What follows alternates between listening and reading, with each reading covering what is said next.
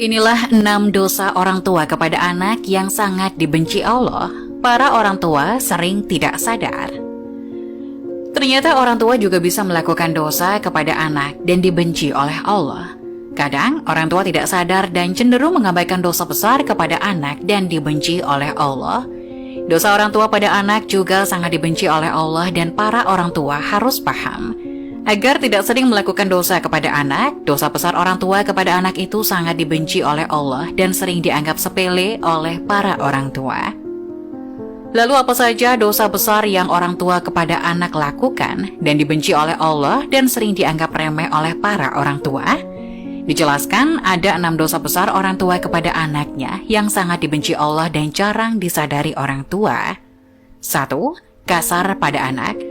Dosa besar orang tua kepada anak yang sangat dibenci Allah yang pertama, bersikap kasar terhadap anak. Para orang tua jangan sampai memaki anak dengan sebutan buruk dan tidak sesuai dengan namanya. Hendaknya para orang tua menasihati anak dengan lemah lembut dan penuh kasih sayang. Rasulullah Shallallahu Alaihi Wasallam bersabda, "Sesungguhnya kalian akan dipanggil pada hari kiamat dengan nama-nama kalian dan nama ayah kalian. Maka perbaikilah nama kalian." Hadis riwayat Abu Daud nomor 4297. 2. Pilih kasih terhadap anak. Sikap pilih kasih yang dilakukan orang tua kepada anak termasuk dosa besar yang sangat dibenci Allah. Para orang tua jangan sampai bersikap baik hanya kepada salah satu anak saja, sedangkan anak lainnya terabaikan. Dalam hadis sahih yang diriwayatkan oleh Imam Muslim dijelaskan bahwa Nu'man bin Bashir pernah bercerita, "Ayahku menginfakkan sebagian hartanya untukku.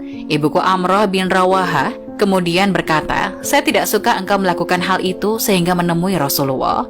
Ayahku kemudian berangkat menemui Rasulullah Shallallahu Alaihi Wasallam sebagai saksi atas sedekah yang diberikan kepadaku.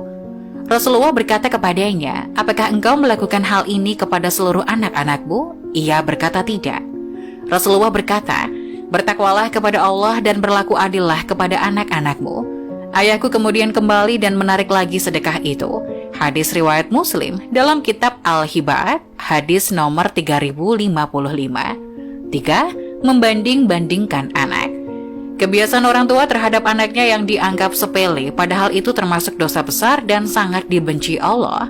Para orang tua sering membanding-bandingkan anaknya. Sikap ini akan menimbulkan perasaan rendah diri pada anak yang lain. Apalagi jika yang dibandingkan orang tua sesuatu di luar kemampuan anak atau justru kelemahan si anak. Orang tua harus paham setiap anak memiliki kelebihannya masing-masing dan jangan dibanding-bandingkan. 4. Mengekang kebebasan anak. Jangan sampai para orang tua mengekang kebebasan anak, karena itu merupakan dosa yang sangat dibenci Allah. Membiarkan anak bermain adalah salah satu hal yang sangat penting dalam masa pengenalan lingkungan dan menemukan jati dirinya. Yang terpenting adalah tetap harus diberikan arahan mana yang baik dan mana yang kurang baik. Hal tersebut akan menjadikan si anak mampu bergaul dan mendapatkan pelajaran penting mengenai perbedaan. Hindari kekhawatiran yang berlebihan terhadap anak dan harus menjaga keterbukaan anak terhadap orang tua. Hal ini penting ketika anak ada masalah, bisa menyelesaikannya bersama orang tua. 5. Berkata buruk pada anak. Orang tua harus paham setiap ucapan yang keluar dari mulut bisa menjadi doa bagi anak. Hal ini sering tidak disadari oleh para orang tua, di mana sering berkata buruk kepada anak ketika sang anak tidak patuh. Abu Hurairah radhiyallahu anhu berkata, Rasulullah Shallallahu Alaihi Wasallam bersabda, ada 3 doa yang dikabulkan: doa orang yang dianiaya, doa musafir, doa keburukan orang tua atas anaknya. Hadis riwayat Tirmizi nomor 1828. Untuk itu pada saat menasihati anak akan lebih baik jika memberikan perumpamaan dan saran, lalu kembalikan kepada si anak supaya menentukan pilihan. 6. Tidak memberikan pendidikan kepada anak. Orang tua memiliki kewajiban untuk mendidik anak, bukan hanya pendidikan di sekolah, tapi juga pendidikan yang menyangkut segala aspek kehidupan. Misalnya saja pendidikan adab, etika, atau moral, pendidikan agama, dan pendidikan lainnya yang bermanfaat bagi anak. Jika orang tua mengabaikan pendidikan kepada anak, maka bisa dikatakan anak tersebut layaknya anak yatim, padahal masih mempunyai kedua orang tua. Bekal pendidikan penting diberikan kepada anak untuk bekal di masa depan, baik dunia maupun akhirat. Rasulullah Shallallahu Alaihi Wasallam bersabda, ajarilah anak